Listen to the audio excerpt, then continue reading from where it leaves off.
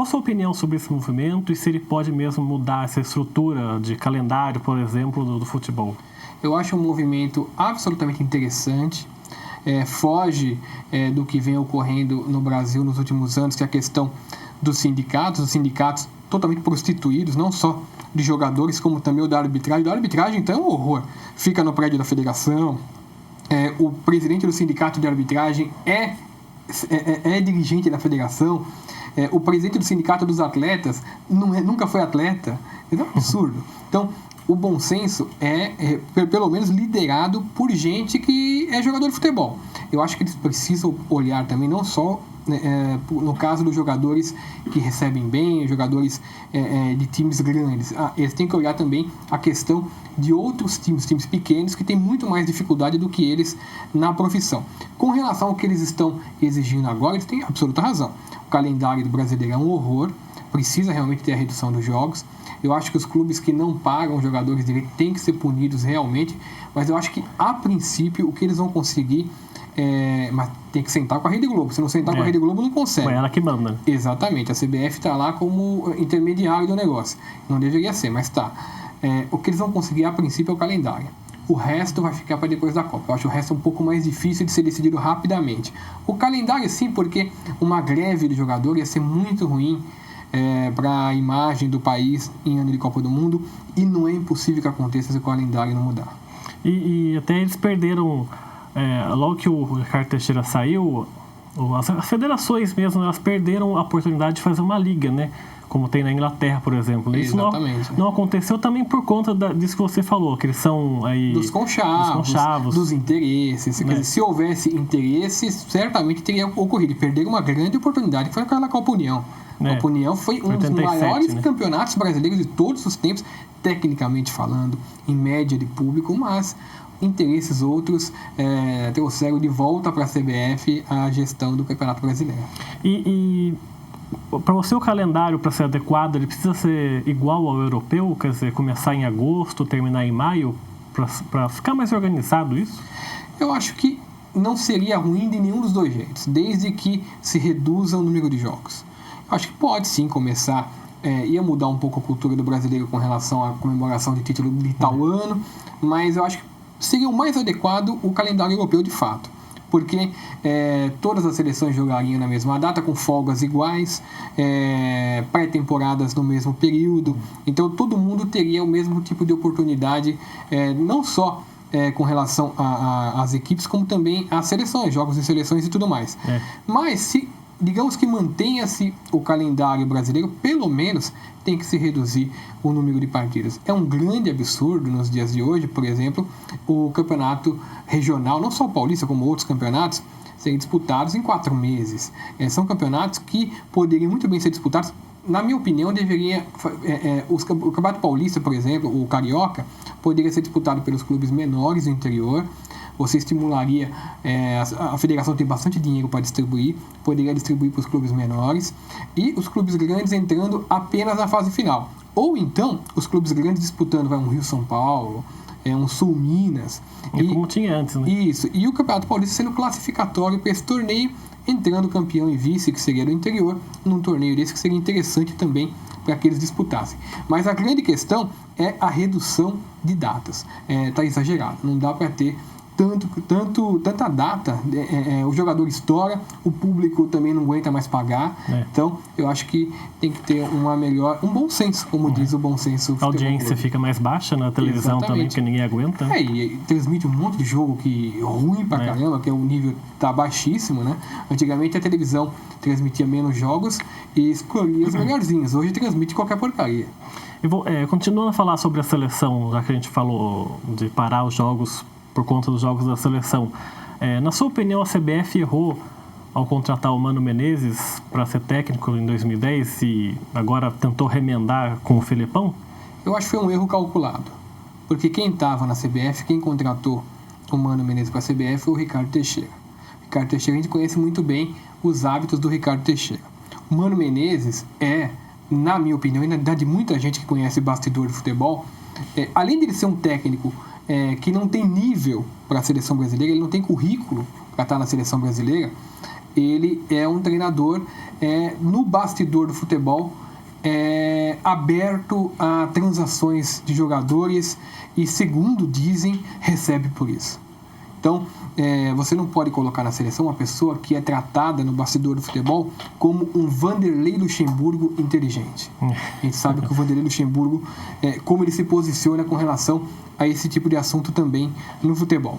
Então, o Mano Menezes, com o seu empresário e convocando jogadores do seu empresário, como ele fazia, sem nenhum tipo de limite, sem nenhum tipo de justificativa na seleção, é um equívoco muito grande. Mas quem colocou o Mano Menezes na seleção não é trouxa. E dificilmente, se ocorreu alguma coisa, não estaria no meio. E com o Mano Menezes teve a história da Ucrânia, né, do Shakhtar Donetsk, que ele convocou bastante jogadores. A história do Mano Menezes que me contaram é a seguinte: ele se reuniu com o empresário Frank Enolda num bar em Londres e acertou por 3 milhões de dólares a convocação de jogadores do Shakhtar Donetsk, menos o William. O William estava fora porque brigou com o empresário do Mano Menezes. O pai do William brigou com o empresário do Mano Menezes. E era justamente o melhor jogador do Shakhtar. Ele convocou o Shakhtar inteiro e não levou o William, o que é uma aberração. Quer dizer, o Shakhtar que nunca havia tido jogador convocado na seleção brasileira em toda a história do Shakhtar Donetsk. E o Shakhtar Donetsk, só para situar o telespectador, o presidente do Shakhtar Donetsk é o cara que matou o poderoso chefão da máfia ucraniana, que depois se tornou chefão. E o homem forte de contratação do Shakhtar é o senhor Frank Enolda, que hoje, por sinal, não por coincidência, negocia os name rights do estádio do Corinthians.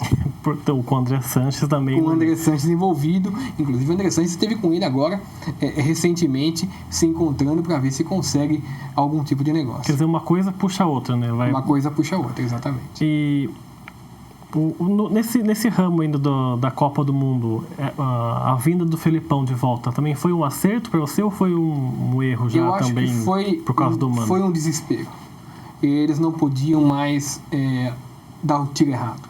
Estava perto da Copa do Mundo. O Felipão é um treinador que provou ser competente quando esteve numa Copa do Mundo, quando esteve à frente de uma seleção brasileira, provou ser competente quando esteve à frente de uma seleção de Portugal, e foi um tiro mais certo ainda trazer o Parreira junto com ele, porque o Parreira, na parte da coordenação, na parte da diplomacia, ele é muito bom.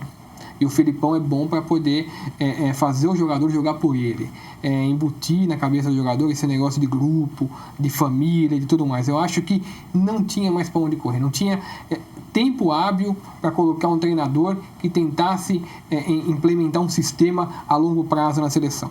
Era para ter impacto. O Felipão entrou, foi competente novamente, ganhou a Copa das Confederações quando ninguém acreditava que a seleção brasileira ia ganhar a Copa das Confederações, embora eu, a meu ver, ainda acredito que a seleção brasileira não é favorita a ganhar a Copa do Mundo, mesmo estando no Brasil. E os meus favoritos são Alemanha, Espanha, Alemanha e Espanha. E Argentina, não? Argentina, por estar no continente, por ter o Messi, tudo depende de como vai estar o Messi na Copa. O Messi parece estar meio baleado no Barcelona. Se o Messi chegar a 100% de condições, jogando no continente sul-americano, a Argentina se torna muito favorita. O Brasil, ele tem chances de ganhar a Copa, mas não é a melhor equipe. E no pós-Copa, a hora que o Felipão sair, a CBF já vislumbra algum outro nome? Olha, há alguns rumores. Dizem que o Tite poderia ficar saindo do Corinthians agora no final de 2013, 6 meses parado, para assumir a seleção brasileira depois da Copa do Mundo. É o que se fala. Embora ainda está cedo para se definir algum tipo de coisa, porque de repente algum treinador pode se destacar no início do campeonato, né, dos campeonatos que estão para começar. Mas eu acredito que realmente o Felipão não fique depois da Copa do Mundo. E por conta dessas denúncias suas do blog, de entrevista, você sofre muitas ameaças também, né? Sim. Que tipo de ameaças? Pode falar um pouquinho sobre como começou, como foi a origem dessas ameaças? Olha, no começo eram mais frequentes, porque você é uma pessoa que ninguém sabe quem você é direito, então a pessoa vem com tudo, com o pé no peito para intimidar. A partir do momento que você começa a ter uma certa relevância, você começa a contar para o público que está sendo ameaçado, quem é que está ameaçando, quem você suspeita, o pessoal tem um pouco mais de medo. Até porque as pessoas que eu denuncio são pessoas importantes dentro das suas áreas de atuação, e essas pessoas têm muito a perder. Então, eles retroagiram um pouco com relação a isso, mas sempre tem. Anônima, por e-mail, às vezes alguém liga em número restrito, sempre tem algum tipo de ameaça, mas menos do que no começo. Pessoalmente também chegaram Pessoalmente, bastante. Eu tive que sair do Corinthians, por exemplo, de Camburão 2 vezes, nas 2 eleições que tiveram no Corinthians. Quando eu ia fazer cobertura do jogo do Corinthians no estádio do Pacaembu, eu tinha que pedir para a polícia me tirar de lá, porque os dirigentes apontavam para a torcida, esse tipo de coisa. Eu tive um episódio também que ficou conhecido no meu blog, que foi o caso que eu estava numa cantina no bairro do Brás, lá em São Paulo, e armaram uma prisão falsa para mim. Foram 2 investigadores, supostos investigadores, dizer que eu estava preso lá e não tinha nenhuma possibilidade disso acontecer, porque eu não sou criminoso. Então, o cara não tinha mandato, não tinha nada. Por sorte, tinha gente na mesa onde eu estava, que era advogada, e essa pessoa levantou e disse: não, me constitua advogada dele, cadê o mandato? O cara não tinha. Aí depois veio pedir desculpa, dizendo: não, foi um equívoco, e se eu não vejo o equívoco, eu não vai saber o que tem acontecido. Mas acontece. E você, como é que se sai disso? Você tem muitos processos hoje em dia ainda decorrentes de antigamente? Eu, no começo do blog, eu escrevia um pouco mais exaltado, um pouco mais, eu demonstrava mais a indignação. Hoje eu escrevo, até pela formação que eu tive na faculdade, mais jornalisticamente. No começo eu era um motoboy que escrevia e comentava. Hoje eu sou um jornalista. Então, eu recebi muitos processos naquele período, e alguns existem ainda porque tem o recurso do recurso, e aí vai.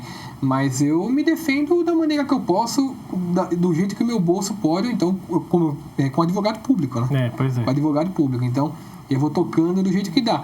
A gente acaba aprendendo um pouco também a se defender com tanto processo, tanta idas e vindas no fórum, você acaba até ajudando o seu advogado a defender. Até fica no cotidiano ali. Exatamente. E as ameaças são tanto de cartolas como de jornalistas inimigos? Os jornalistas, mais eles falam mal, entendeu? Então, no programa deles, eles pegam, falam mal, debocham, fecham as portas em alguns locais. Já os cartolas ficam bravinhos mesmo, eles não gostam de ver a verdade, de se sentirem expostos, não estão acostumados. Estão acostumados mais com o oba-oba, com notícias agradáveis. Então, esses daí partem um pouco mais para o ataque. Mas os jornalistas ficam mesmo na questão de fazer as coisas por trás, né? De tentar te fechar a porta em algum determinado episódio, em algum lugar, ou mesmo de pegar e ficar falando mal nas tribunas que eles trabalham. Você chegou a ter blog no Portal Terra, Isso. Depois foi no UOL. Isso. Nas 2 vezes você teve que sair por pressão de outros jornalistas. Isso. No Terra foi pressão do Milton Neves. Porque o Milton Neves achava que eu tinha falado mal dele. Porque o Milton Neves ele tem um problema de megalomania. Quando eu estava no Portal Terra, eu era um grãozinho de areia, ele era a praia em proporção de audiência. Hoje nós estamos equivalente de audiência em blog. Mas na época era assim. E ele achou que eu estava incomodando ele de alguma maneira, e ele foi lá, pediu para tirar o meu blog do ar.